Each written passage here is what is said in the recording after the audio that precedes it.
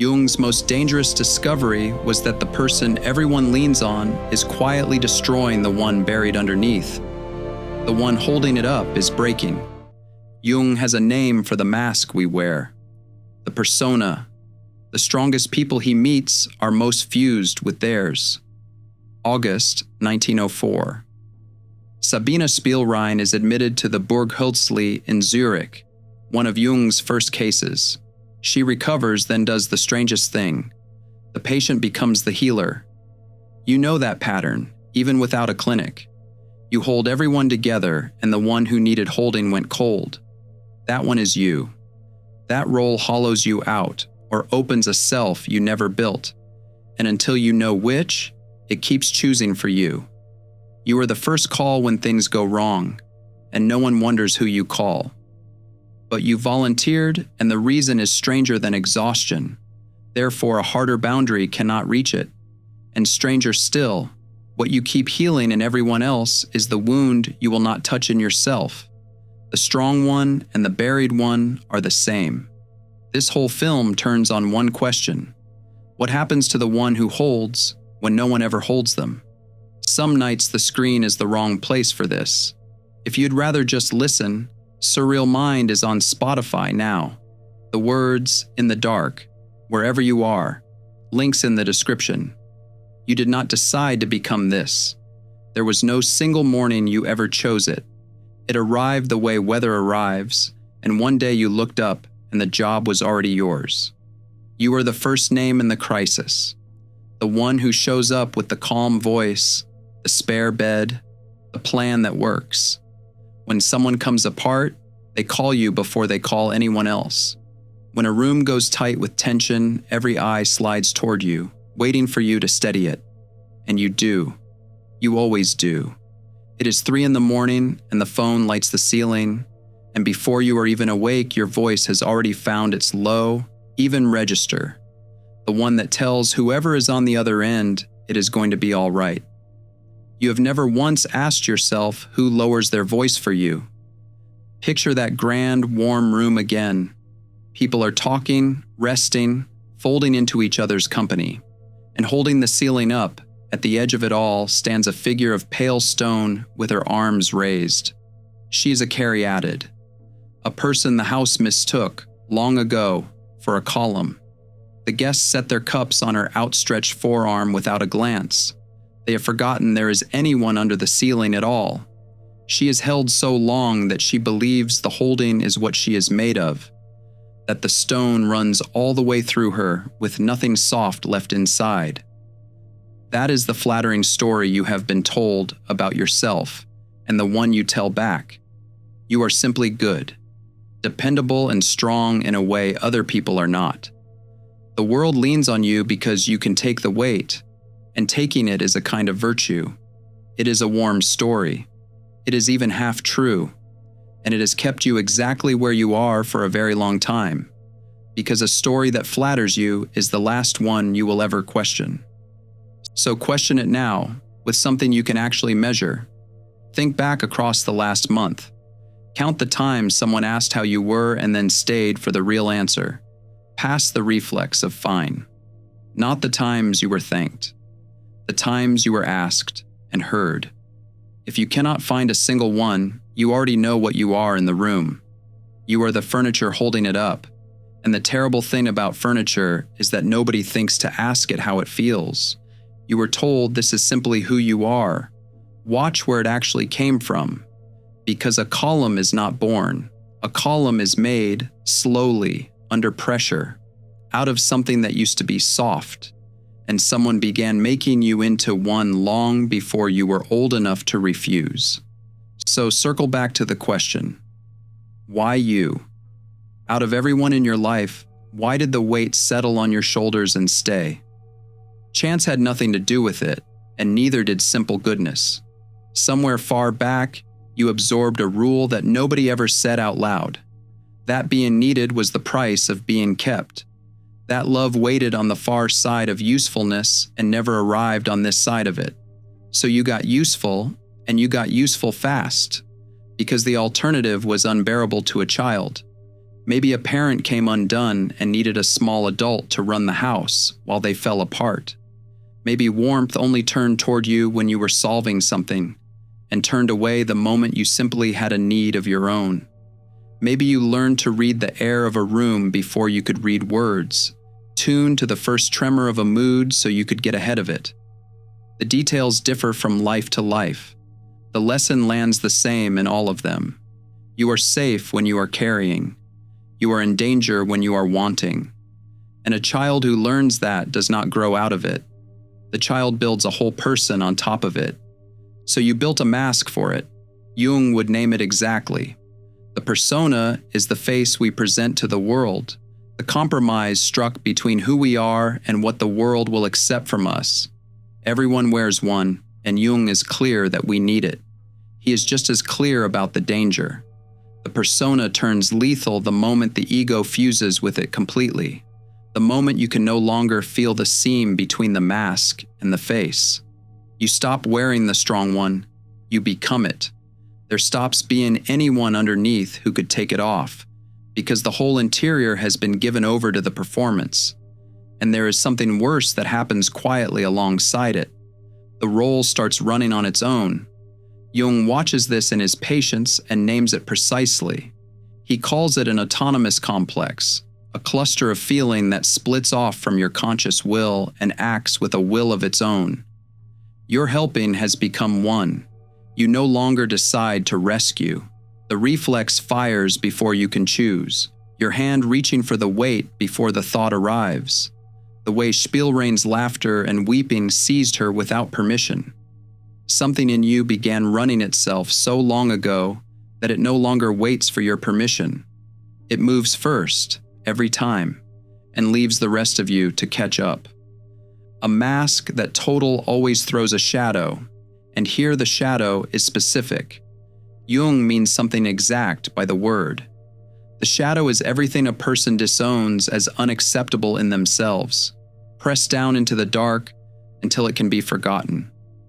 For the good one, the dependable one, that dark fills with a very particular cargo, your own need, your own exhaustion, the anger at being taken for granted by people who would be lost without you, the plain, unheroic wish to be held for once instead of doing the holding.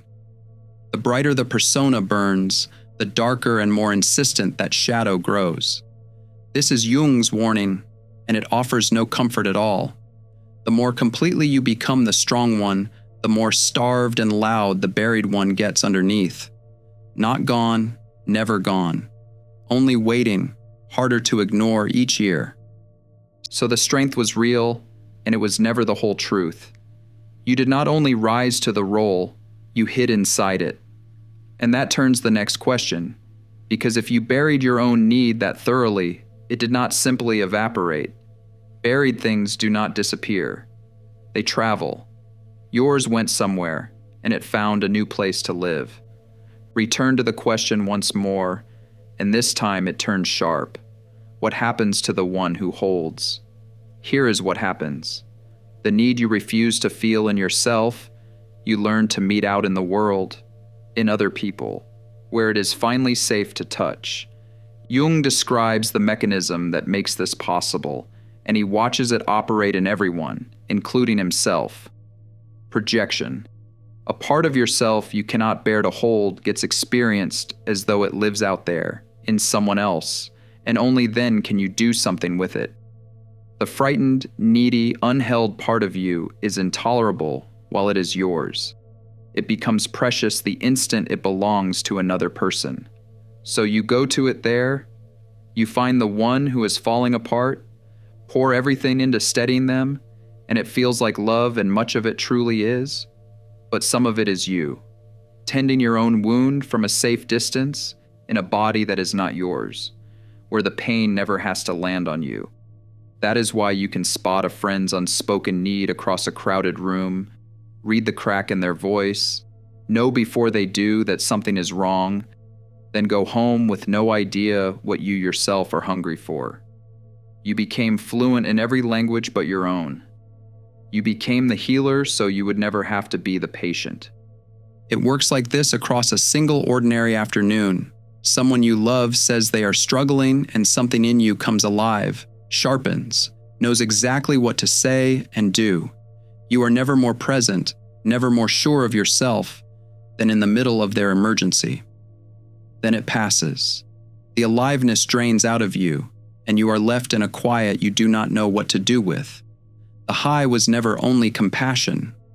Part of it was your own buried self, getting to exist for an hour, wearing someone else's crisis as permission.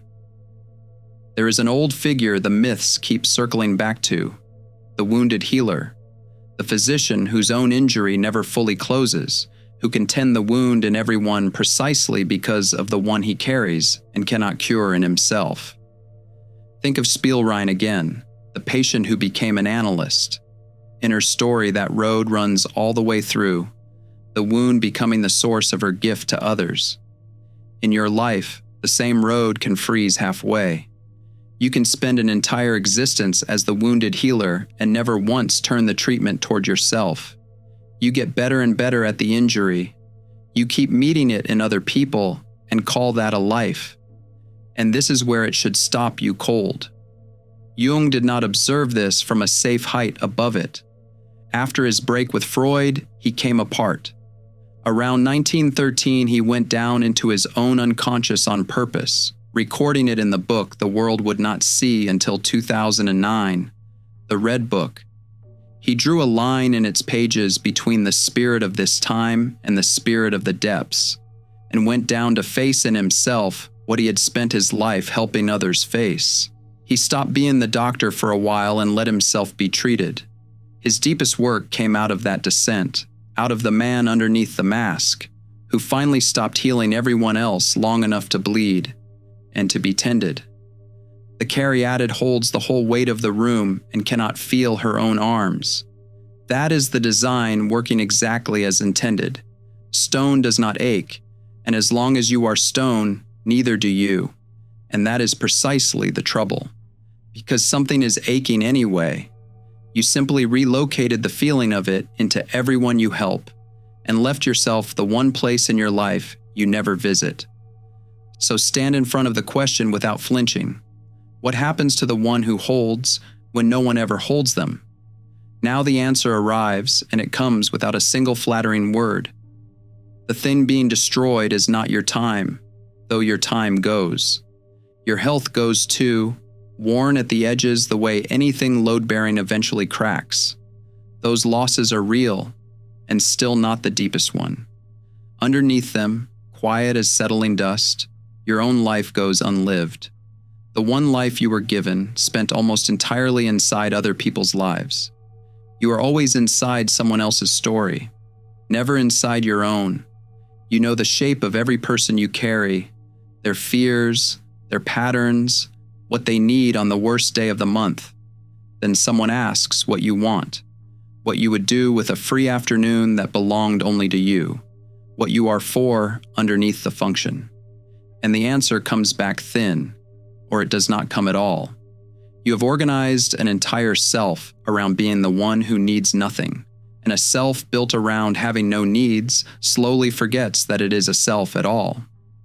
Let me bring in one specific person, so this stops being an idea and becomes a face. There is a man I want you to keep in mind. He is 66. He is the one everyone calls first. The brother, the friend, the neighbor who has it handled, who turns up at the door with the calm voice and the plan already made. On form after form across the town, his is the name written in the line marked emergency contact. The school has it. 2 neighbors and his sister's clinic have it too. He is the name half the street reaches for when everything goes wrong. He could not tell you whose name sits in that line on his own forms. For years it has been blank. The people around him have a word for him, and they use it like a compliment. The strong one, the rock, he has heard it so many times across so many years that he mistook it long ago for the truth about who he is. It is the caryatid being praised for being stone by the very people resting their weight on him. Lately he has noticed something he cannot name.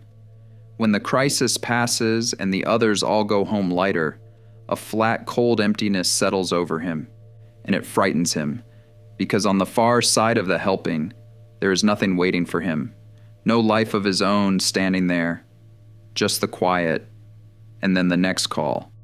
One afternoon, he sat in a waiting room with a form of his own to fill in, and he reached the line marked emergency contact, and his pen simply stopped. He could not think of a single name to write there, and that was the moment he understood something had gone wrong that no amount of helping was going to fix. If you recognize him, you already know how this feels from the inside. Put one line in the comments, the sentence you have never quite let yourself say out loud. Everyone leans on me, and no one leans back. Jung would place him exactly.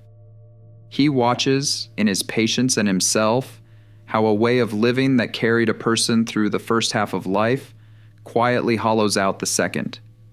The program that got you here, the strength, the usefulness, the whole organizing role, is not built to carry you the rest of the way. Somewhere around the middle of life, the psyche begins asking a different question. It stops asking what you can do for everyone and starts asking who you are when the phone finally goes silent. The strength that carried you this far was built for doing, and what comes next asks for something the doing cannot supply. The old program has no answer for it. If that turn never gets made, the role does more than tire you. It empties out the second half of a life that could still have been yours. The emptiness he feels carries information. It is the buried one, finally grown loud enough to reach the surface, saying something the helping never let him hear. And the psyche does not deliver that message once and then politely give up. But you have probably decided, somewhere private you never say out loud, that the resentment proves you are a bad person. The flash of bitterness when the phone lights up yet again, the disloyal wish that just once someone else would handle it. You take that as evidence your goodness was a fraud all along, that under the helper there is somebody cold and selfish waiting to be exposed. So you bury that too, and help even harder to cover the sound of it. Read it the other way, the way Jung reads it. He sees the psyche as a self-regulating system, always working to keep itself in balance. When conscious life leans too far in one direction, the unconscious swings the opposite way to correct it, whether or not you asked it to. A life given entirely to other people is exactly that kind of dangerous one-sidedness. And the swing back has a feel to it. It feels like resentment. It feels like burnout. It feels like the sudden urge to vanish, to let the world manage itself for a day. Jung has a word for the moment a thing turns hard into its own opposite, enantiodromia. The devoted one flips, without warning, into the one who cannot stand to give another inch. Pushed far enough one way, the psyche always runs the other. You have felt the early edge of it, the call you let ring out, and the strange guilty relief when it finally stopped, the kind word that came out flat, because there was nothing warm left in you to put behind it. The morning you woke, already tired of people who had not yet asked you for a thing. That guilty relief is the swing beginning, a life that leaned one way for decades starting to fall back toward its own center. So read that bitterness as an invoice, arriving right on time. Every year you spent carrying without ever receiving went onto an account inside you that keeps perfect records. The favors you did at your own expense. The nights you answered the phone when you had nothing left. The birthdays where you asked for nothing and were given nothing, and told yourself you preferred it that way. Every one of them was entered quietly against your name, while you were looking the other way. It does not forgive the debt because your intentions were kind. It presents the bill later with interest in the only language it has, exhaustion and a low anger you are ashamed of. The people who lean on you are not villains, and you are not the fraud you fear. Something in you has simply run one-sided so long that the correction, now that it comes, feels like a betrayal of everything you believed you were. So the exhaustion is the truest thing you have felt in years. It is your own life, insisting on itself in the only voice it has left. The real question is whether you will keep treating that insistence as a defect to be suppressed, or start hearing it as the instruction it actually is. Because there is a way to answer it, and it is not the one the world keeps selling you. So look hard at what the world keeps selling you here. Because the false cures are loud right now, everywhere you turn.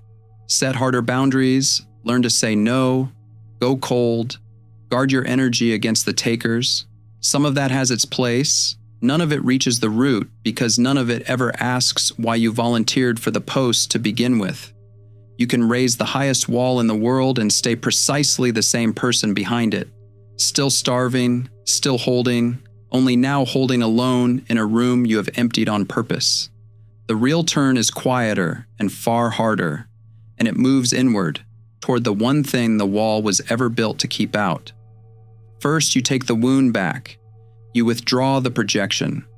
That frightened, needy, unheld part you have spent a lifetime so tenderly healing in everyone else, you bring it home, and you tend it where it has always lived, which is in you. This is the hardest thing you will ever attempt. You became an expert on the wound only in the safety of other people's bodies. Now you feel it land in your own, with no patient to absorb the blow. So take the exact tenderness you pour outward. The patience, the close attention, the refusal to look away from pain, and turn all of it, at long last, toward the one person you never let yourself treat as a patient, yourself. Then you learn the thing you never once let yourself learn: how to receive. The old alchemists Jung spent years studying were obsessed with the vessel, the vase, the sealed container inside which the whole transformation had to happen. Nothing was allowed to change out in the open air. The change required a thing that could hold. You have been so completely a source, forever pouring outward, that you never became a vessel at all. Receiving is a skill, and you were never taught it, and it is the missing half of you, the half that turns a bottomless source into an actual self. Jung leaves us the whole turn in one of his letters, in a single reversal. Look outward, and you go on dreaming. Look inward, and you wake. You have spent your life looking outside, into everyone else's inner weather, reading it, tending it, dreaming other people's dreams on their behalf. The waking begins in the moment you finally turn that same gaze the other way and read yourself with the attention you have only ever spent on others. He calls the long work of that turning individuation, becoming the specific, undivided person you actually are, instead of a useful function the group passes around. Not selfish and not cold, simply distinct. A self that goes on existing when the phone stays dark, when nobody needs a thing from you, when no crisis arrives to tell you who to be. That self is what Jung means by the goal of the whole descent, the thing that slowly forms as you take back what you projected and stop living as an instrument of everyone around you, and here it has to become something your hands can do. So try this week. Choose one person you trust and hand them one real thing to carry, not a manufactured errand to prove a point, an actual weight, a worry you have held in silence, a task you would shoulder without a word, a fear you have never said aloud. Give it to them, out loud. Then, and this is the entire exercise, let them carry it. Do not check in on it that afternoon. Do not cancel the debt by nightfall with 3 favors in return. Do not narrate how excruciating it was to ask. Just let another person hold something that is yours and sit inside the discomfort of being held. That discomfort is the muscle. It has gone weak from a lifetime of never being used. You use it now, on purpose, and then again. And name it while you are here. The one weight you could hand to someone this week, put it in the comments, where you will have to see it again. Come back to the man with the empty line on his form. One evening the calls simply do not come. The house is quiet in the exact way that used to frighten him. He sits with that blank line in front of him, and instead of waiting for the phone to ring so he can feel real again, he does something small and enormous. He picks up the phone himself and calls a friend, and he says a sentence he has never once said in his whole life. I am not doing well tonight. I do not need you to fix it or come over. I only need you to stay on the phone with me for a while. And the friend, without hesitating, stays. The ceiling does not fall. That is the catastrophe he braced against for 50 years, the one he was certain only his holding kept away, and it simply does not arrive. The room holds itself up. It turns out the weight was never his alone to carry. Some of it was other people's real opportunism, weight he was never once obliged to shoulder, and setting that down is plain justice, overdue. And some of it was a post he quietly volunteered for, so he would never have to feel his own needs standing there unmet. And setting that down is grief and freedom arriving in the same breath. Learning to tell the two apart ends the martyrdom and the self-blame together, in a single motion. The next morning he picks up his own form again. In the line marked emergency contact for the first time, he writes a name that is not his own. When the phone rings later with a familiar voice and a familiar problem, he feels the old reflex fire, the hand already reaching for the weight. This time he pauses inside the half second before he picks it up, and he chooses. He helps because he decides to, not because he would disappear if he did not. That half second is the whole difference between a caryatid and a person. One holds because it cannot imagine putting anything down. The other holds because, this time, they mean to. He does not become less kind. Watch that closely, because it is the fear crouched underneath all of this, the dread of hardening into the cold, selfish person he was so terrified of becoming the instant he stopped caring. Instead, he becomes something the room never had in it before, a person inside it, present and whole and there, able to give because he chose it freely, and able finally to be given to in return. So look at the weight already sitting on your own shoulders, and set down the part that was never yours, along with the part you only carried so you would never have to feel your own needs standing there unmet. You will not lose your kindness by letting people hold you back. You just get to be in the room as a person instead of the thing that keeps it standing. Empaths aren't broken, they're alchemists in progress. The Alchemist's Path gives you drills, Jung-based boundaries, and 3 exclusive chapter videos to turn overwhelm into clarity. By Surreal Mind, 236-page downloadable ebook, in stock. Begin now at thesurrealmind.com.